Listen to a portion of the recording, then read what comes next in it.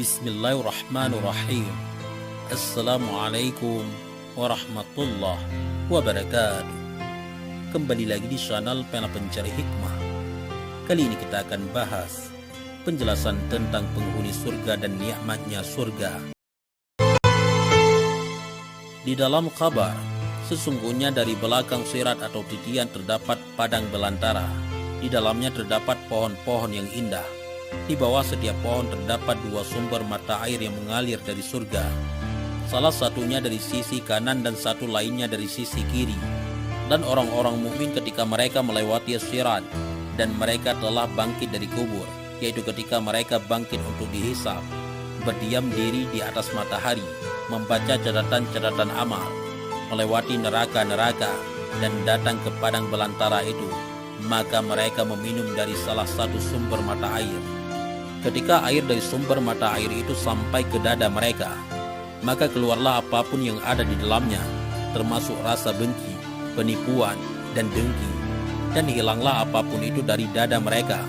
Lalu tatkala air itu menetap di perut mereka, maka keluarlah apapun yang ada di dalamnya, termasuk kerusakan, penyakit, dan air kencing. Sucilah zahir dan batin mereka. Kemudian mereka datang ke mata air lainnya, lalu mereka mandi di dalamnya. Jadilah wajah mereka seperti bulan di malam purnama. Jiwa dan hati mereka nyaman, dan tubuh mereka wangi seperti misik atau kasturi. Sampai mereka ke pintu surga, tiba-tiba mereka melihat cincin pintunya, atau cincin pintu untuk mengetuk dari batu yakut merah. Lalu mereka mengetuknya. Para bidadari pun menyambut mereka dengan piring-piring di atas tangannya. Keluarlah semua bidadari menemui pemiliknya atau suaminya, memeluknya dan berkata kepadanya, "Kamu adalah kekasihku. Aku ridha kepadamu dan aku mencintaimu selamanya." Bidadari itu masuk bersamanya ke dalam rumahnya. Di dalam rumah itu ada 70 ranjang. Di atas setiap ranjang terdapat 70 kasur. Dan di atas setiap kasur terdapat bidadari. Bidadari itu memiliki 70 pakaian yang bisa dilihat sum-sum betisnya karena tipisnya pakaian-pakaian itu. Dan jikalau satu rambut dari rambut-rambut wanita atau bidadari surga terjatuh ke bumi, niscaya satu rambut itu menerangi penghuni bumi.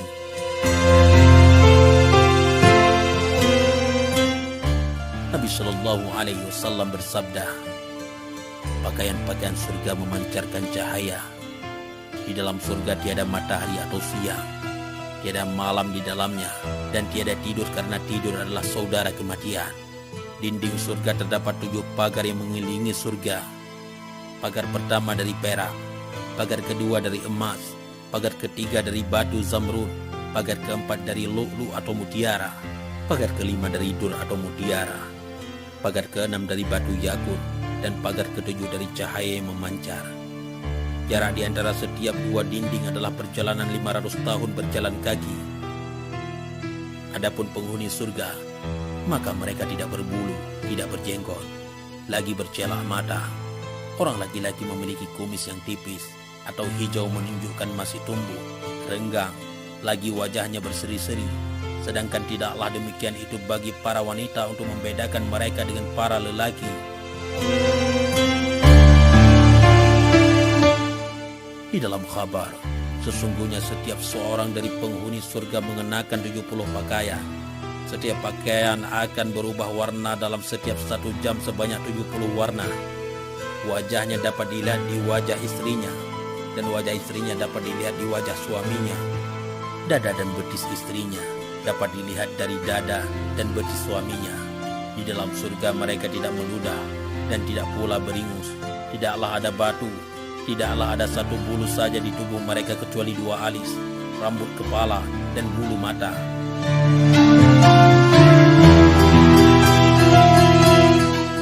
Dari sahabat Abu Hurairah radhiyallahu an, demi zat yang telah menurunkan kitab Al-Quran kepada nabinya, sesungguhnya penghuni surga akan semakin bertambah indah dan bagus setiap hari, sebagaimana mereka semakin bertambah muda dan pikun atau tua di dunia.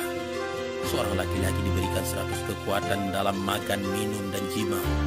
Ia pun dapat menjima istrinya sebagaimana ia menjima istrinya di dunia selama 1 hukut. 1 hukut adalah 80 tahun. Tiada mani dan tiada pula mania atau sperma wanita. Dan setiap hari ia mendapati 100 makanan.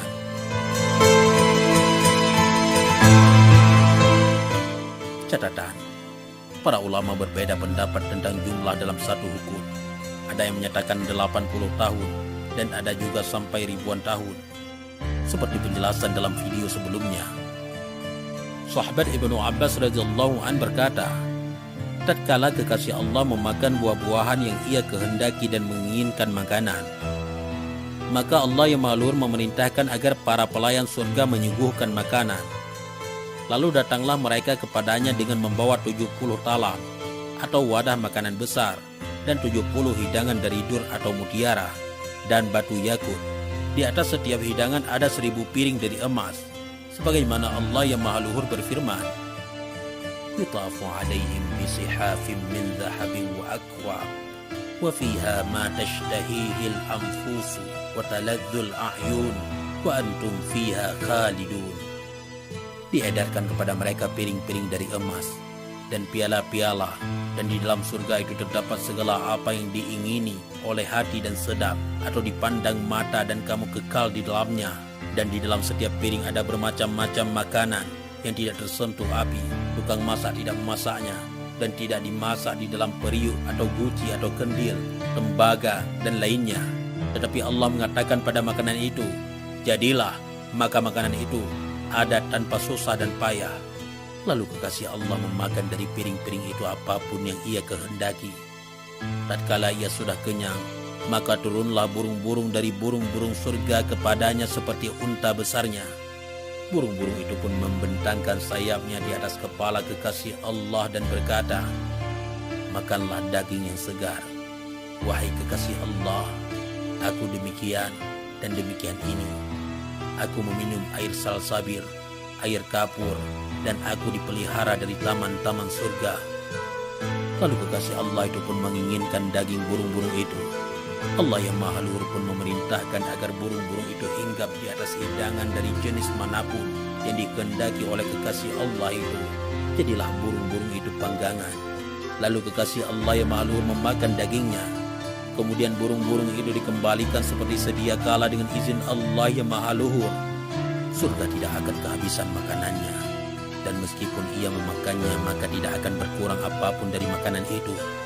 Cara pandangnya atau asumsinya di dunia adalah Al-Quran. Manusia mempelajari dan mengajarkannya, sedangkan Al-Quran tetap berada pada keadaannya, tidak akan berkurang apapun darinya. Nabi SAW bersabda, sesungguhnya penghuni surga memakan dan meminum, kemudian keluarlah bau dari tubuh mereka seperti bau misik atau kasturi, dan demikian ini sampai abadi selamanya.